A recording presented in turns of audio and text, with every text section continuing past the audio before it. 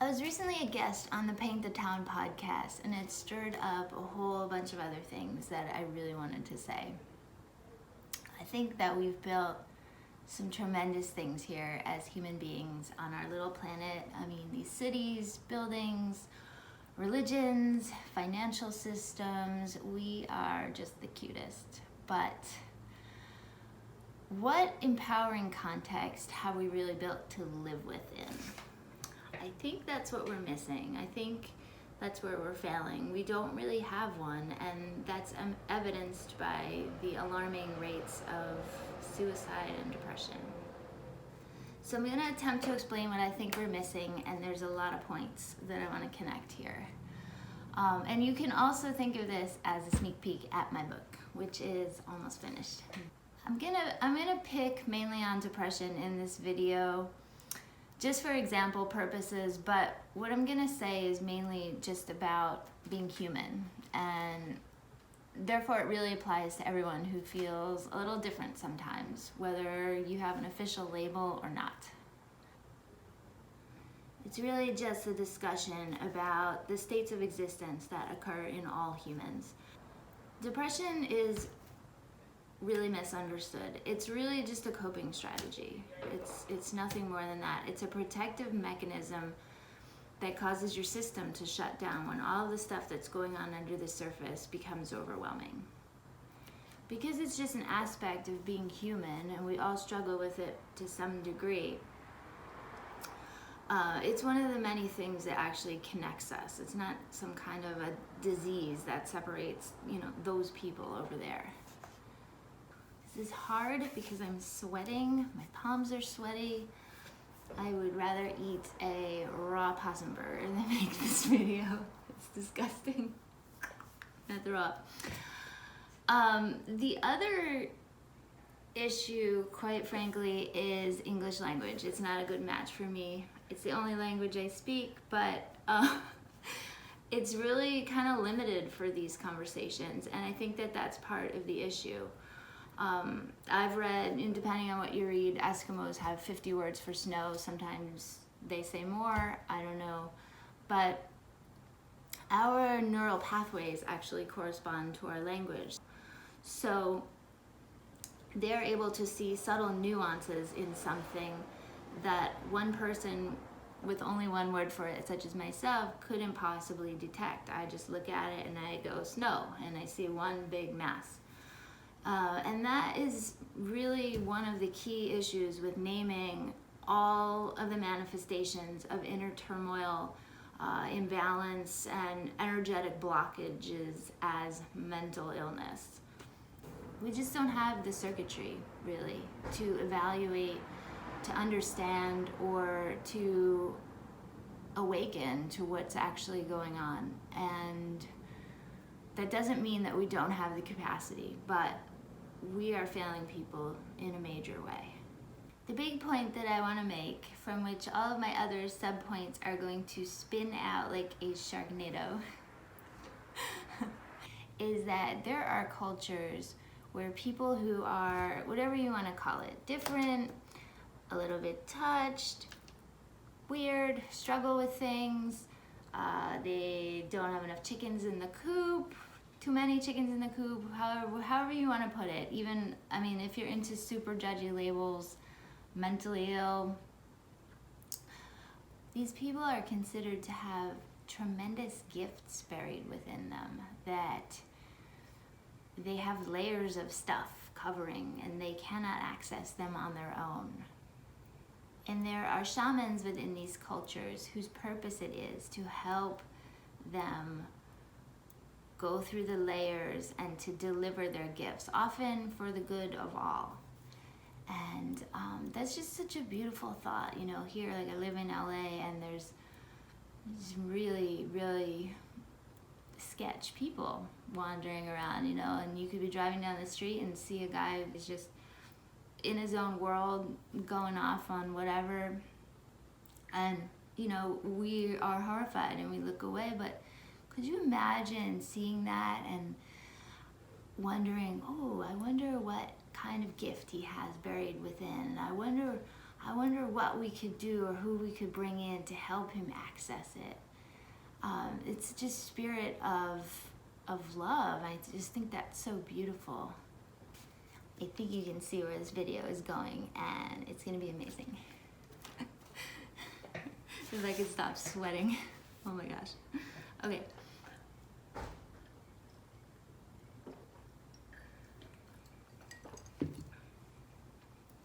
So imagine you go to the doctor and you're like, hey, yeah,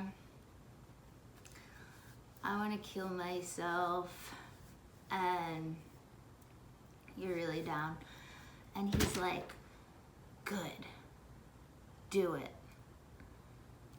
But do it within the confines of your life. Kill your entire inner experience of yourself. Get rid of all that stuff that makes up that whatever that feeling is that feels like to be you, and the reality of your experience that you have as a result of that vantage point. Kill your entire operating system that causes collapse constantly because of the skewed data it's collecting, which is in no way a match to how you need to construct your world to bring out the greatest vision of yourself. Imagine he said, you want to die? Congratulations, you've arrived. And the reason this doctor or person would say this is because they understand the greater picture of the universe and therefore of reality. Which is what we're missing in all of this, is the connection that human beings have to the natural order of the universe. All of the things that go on in nature that also happen in our lives and within us, but we don't see that because we're too busy labeling something a mental illness. So don't worry, this is all gonna make sense. I swear. Sure it will. So, okay, we live in a world where there are infinite examples of what I'm trying to illustrate, but I'm just gonna pull two out for now: forest fires and caterpillars. This is gonna get weird. You're gonna like it though. It's gonna be great. Okay, so forest fires, we first learned were evil when we were little kids, probably. If you saw Bambi, all the little baby woodland animals were charbroiled and lost their parents and were homeless, and there was trauma and fire everywhere. But that's just a narrow human perspective. The reality is that fire is what allows the forest to sustain itself and to regenerate. It clears out the dead and rotting materials on the floor, and there are a lot of seedlings that need higher levels of light that cannot grow unless this cover is removed. Okay, that's a metaphor. Higher levels of light to grow. So beautiful. Okay, you're really gonna like this. I gotta stop saying I'm a hermit. I don't make videos. Just bear with me. I'm gonna get better at it. I want to say it again so bad. Okay, just one. It felt so good. Okay. All right. Forest fires.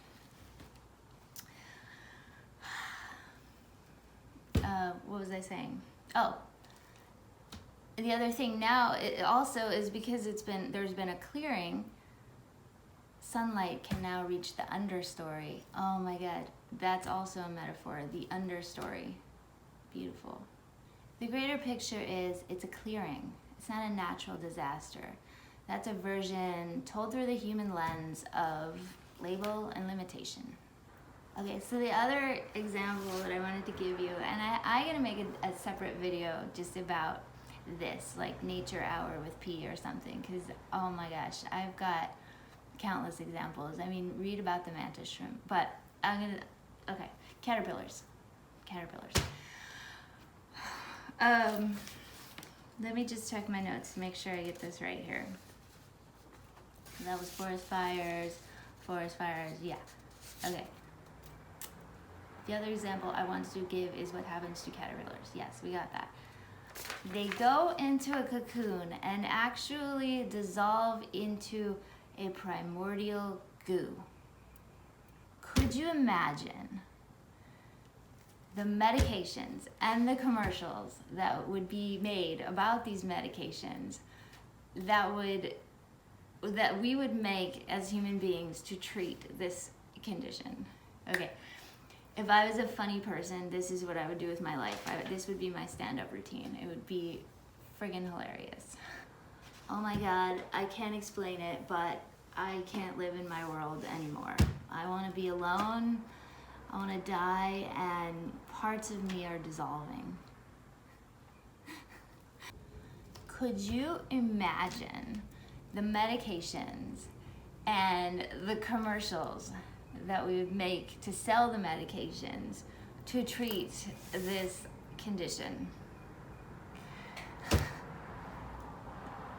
It would be like, oh my God, I can't explain it, but I don't want to live in this world anymore. I just feel like being completely alone and going into the dark, and oh my God, parts of me are dissolving.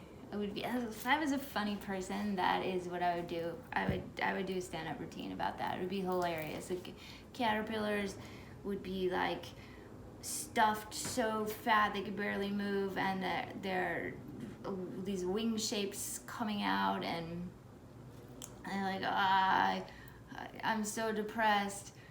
Well, that's not exactly the issue.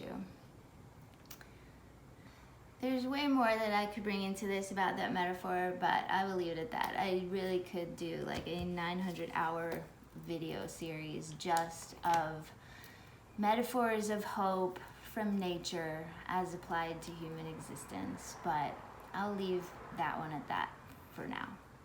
Oh, but you know what? There is one more thing that I wanted to mention in that. There's these things called imaginal discs. So from what I understand, they're like these flat cells, and they're kind of like concentric circles.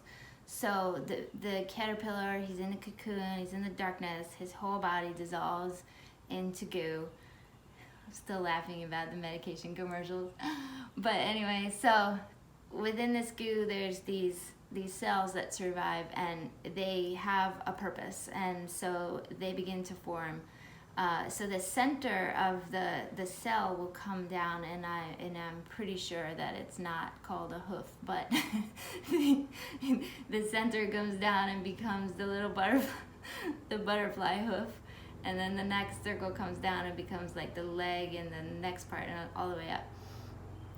So the point here is that butterflies have hooves. No, they don't.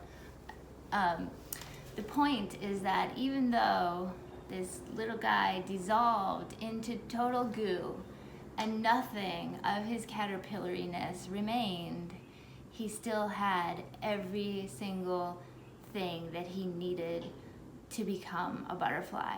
But here's the kicker. It could only be activated by total darkness and dissolution. So this is the truth of the universe we live in, and we're so disconnected from that we don't even have any awareness that these same evolutionary mechanisms and this natural order of balance is always at play within us and our lives as well. The universe isn't nice or polite about this process, and I think I know why, but I'll save that for something else. But anyway, so yeah, it's not polite. It's not like, oh, excuse me, I think it's time for you to become a little bit of a greater version of yourself when you have time. That's not what happens. It sends a person into your life who fucking macerates and digests you, and you come out the other side and you're a brand new person. That's what happens. So, you know, there's fire, there's explosions, there's the deep freezes of winter, there's getting eaten, all that stuff that happens out in nature out in the universe happens within our system, happens within ourselves and within our lives for the very same purposes. Change, growth, release of pressure, fertilization, filtration, evolution. And if that doesn't happen to you, you end up like the people that terrify me, most of whom exist in suburbia, but I just gotta put this in here for a second. Did you ever notice that there are people who just seem to stop at a certain point in their life? Like they get to a certain age and then that's it. They never buy a new style of denim or get a new style of hair. Been the same haircut. And it's like kind of different ages for different people. And I remember seeing this as a kid when growing up in suburbia, and it was terrifying. It was like all of a sudden someone's concrete would dry, and that's just who they were for the rest of their lives. So that's the alternative to being ravaged by natural forces. This makes sense. It's just hard to translate because you know what, I think in pictures mainly because I'm an artist and it's hard for me to. We don't have the words to explain what I'm trying to say. I'm trying. These videos will get better, I promise. My point is that if you can zoom way out and understand all of that about nature, and you can maybe begin to see how it applies to your own life and your own story, and that connection to that greater intelligence or belief in something which in the moment might seem impossible to see as anything other than brutal and hard. But if you can believe in all of that and trust that something beautiful is actually unfolding for you, that's what hope feels like.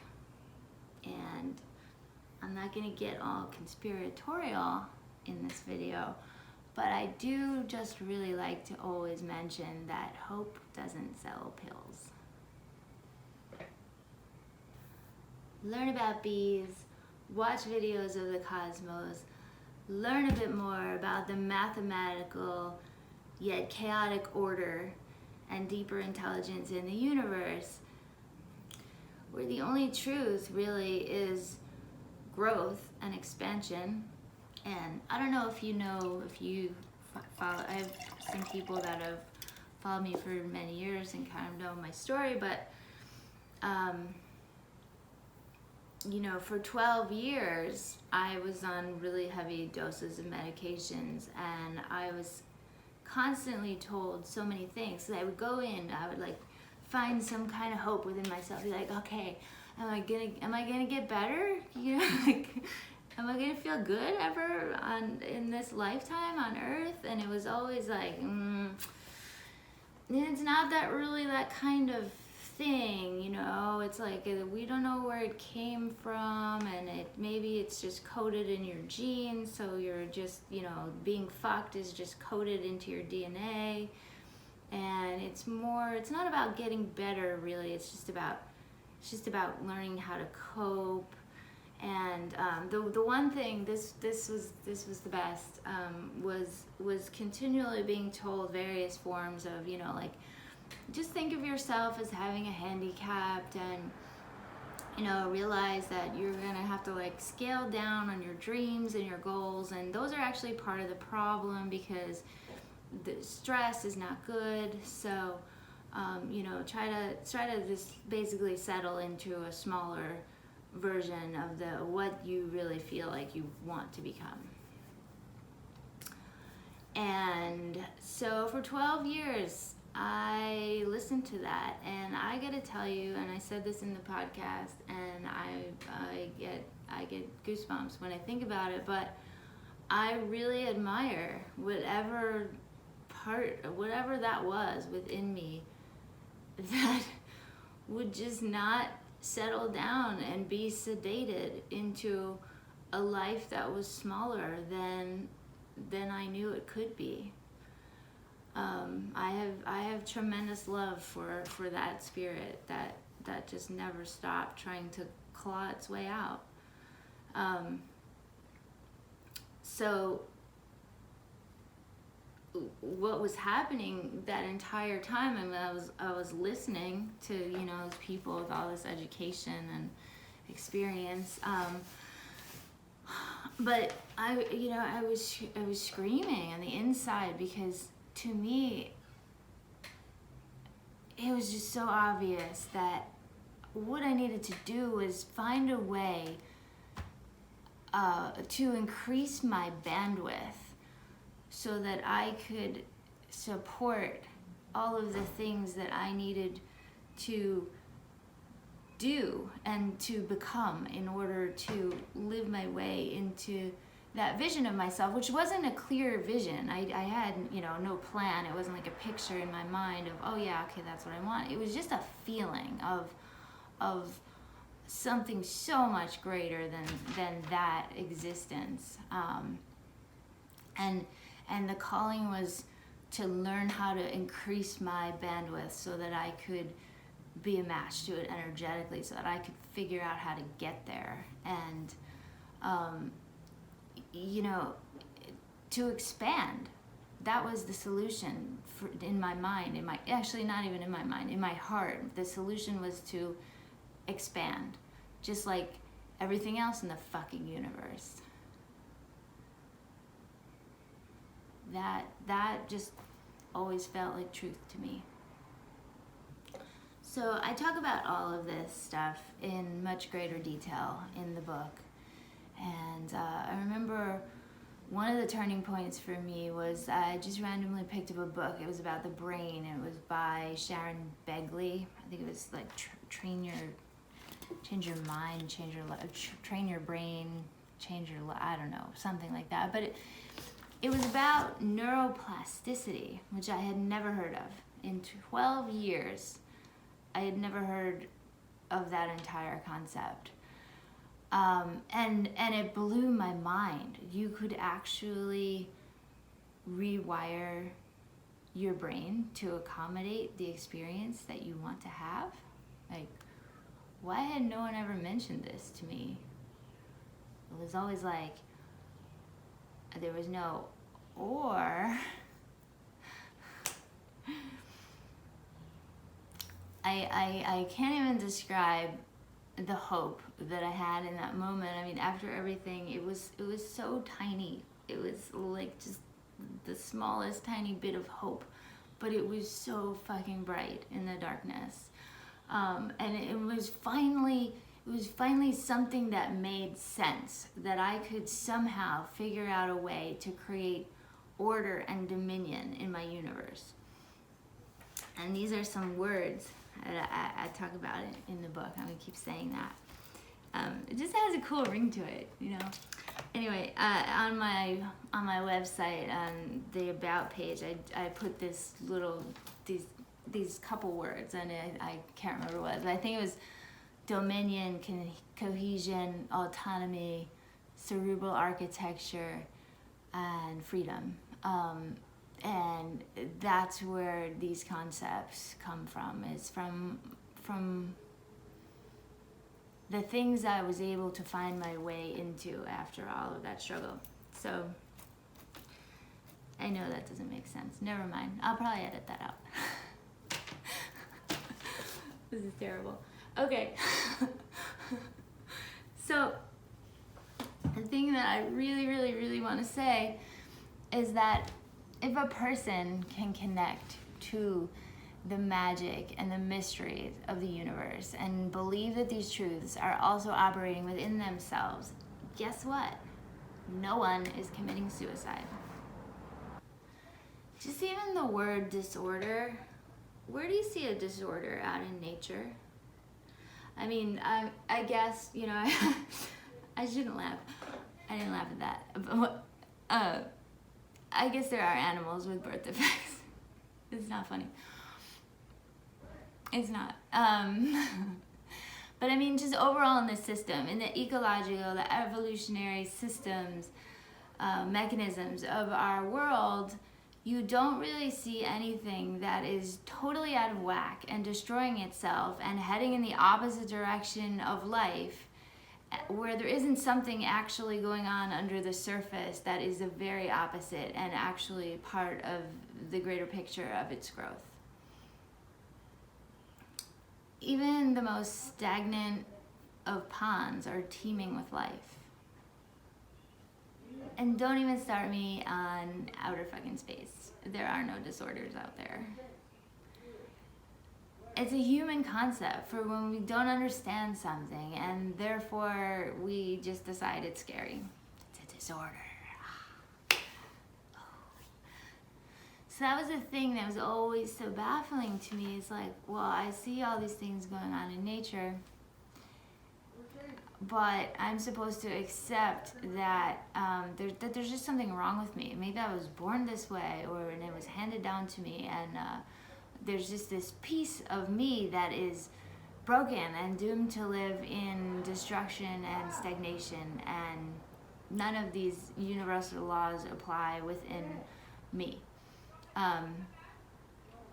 And it was always, as I said earlier, told that there's really no, there's some things that might help, but there's really no cure, treatment. It's all about coping. And to me, coping is just a pretty word for suffering in silence.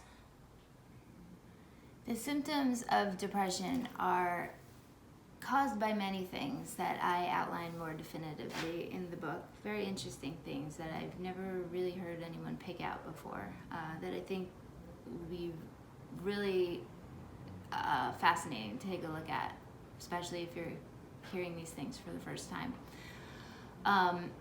But the issue with labeling things like depression and a whole other host of related disorders, mental illness is the same issue that I described in the beginning with Eskimos and snow.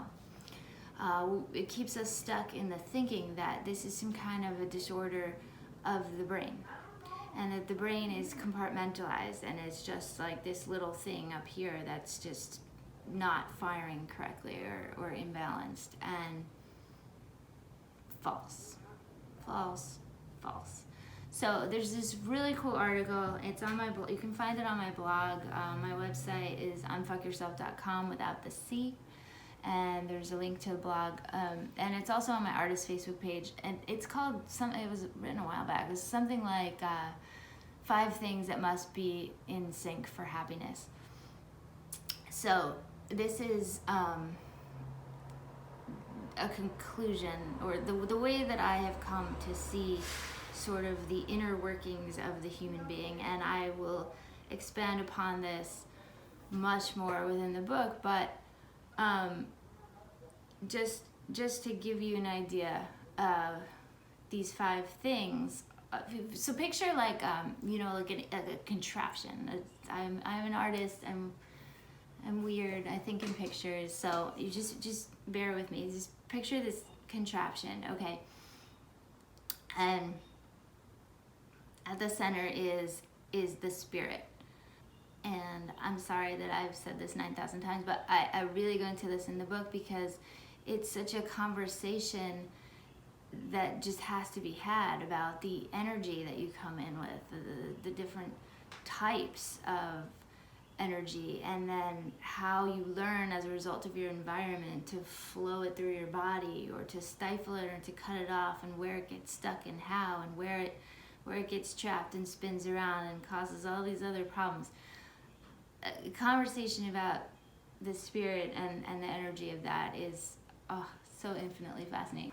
Okay, so you've got 5 things that need to be in sync for happiness. So you've got your spirit, which is the energy that you came in with, basically. You've got your heart, which is your compass and your engine. You've got your lenses, which collect data from the environment, and then the mind, which interprets this data.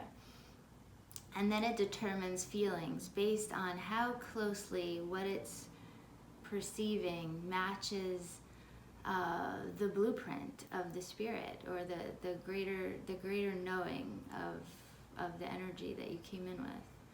And lastly, the last piece, the fifth part of this, is the voice, which has to be synced up with all the other four components and in tune with them, because it's what speaks up and gets the nourishment that this system needs to function, to sustain itself. So this whole system, which I hope that made sense. It made sense in the article, I swear. I don't really know at this point what's coming out of my mouth. Like I said, I'm gonna watch this in a couple months and hide. Anyway, okay, so if the elements of the system that I just described in brief are not in cohesion, you experience depression. So basically, depression is the gap between the greatest version of yourself possible and where you currently are at in your evolution. And the greater that gap, the greater the depression. There's a lot of other factors too, which I get into in the book. So I have never known a person who was diagnosed with whatever and had all these symptoms of whatever, who did not have the most unimaginable gifts within themselves. These are not, this is gonna sound weird, I don't care, I'll say it anyway. These are not the gifts that you find, the type of gifts, the level of gifts that you find with, usually, not always, within normal, adjusted, undisturbed people. You know, maybe we've got our human value system backwards. We need to stop separating people out and as lesser and defective, and you know, keeping them subjugated with shame.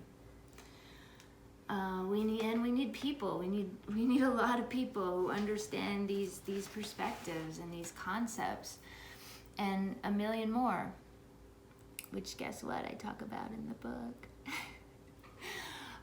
But people who can help these people not to be afraid of, and lead them into the darkness, and help them to dissolve all the layers that are burying their gifts, so that they can go into the darkness and dissolve, and then come to understand who they really are. So there's a million more things that I want to say, but I'm going to try to separate it out a little better into topics that maybe this video could have flowed a little better, but you know, you got to work with what you have here. Yeah, I'll try to organize and separate the other ones better. It's not really the way my brain works, so it's going to be a struggle, but experiments are always fun. And I appreciate you supporting me. And the reason that I do all of this ultimately is really because I feel like what I said in the beginning, as a species we've come so far with these incredible advancements, but with regards to the inner workings of to understanding the inner workings of our emotional and our energetic systems, we are living in the fucking dark ages. I really look forward to the day when we look back on all of this, and just the way that we receive and understand people in general who are different, and we can shake our heads and laugh like at the stupidity and the ignorance, the way we do now when we think about you know, how cute it was when people used to think that if they sailed their boat too close to the horizon, they'd fall off the ledge of doom into nothingness. I think what we're doing is now the current way that we handle these types of things, all of it, you know, ADD, bipolar, I got so much to say about all that, anxiety. we're living in the dark ages. It's tantamount to what we used to do, where we just lock someone up and throw away the key, like in a mental hospital. They're just worthless. Their life is meaningless, and get them away from us. And we're missing out on such an incredible population of people who have tremendous gifts and so much to contribute. So anyhow, I truly believe that this book will be a very overdue and necessary giant spark of light that will begin to shift these dark ages, and it will be fucking revolutionary. And I so do not apologize for using that dramatic word.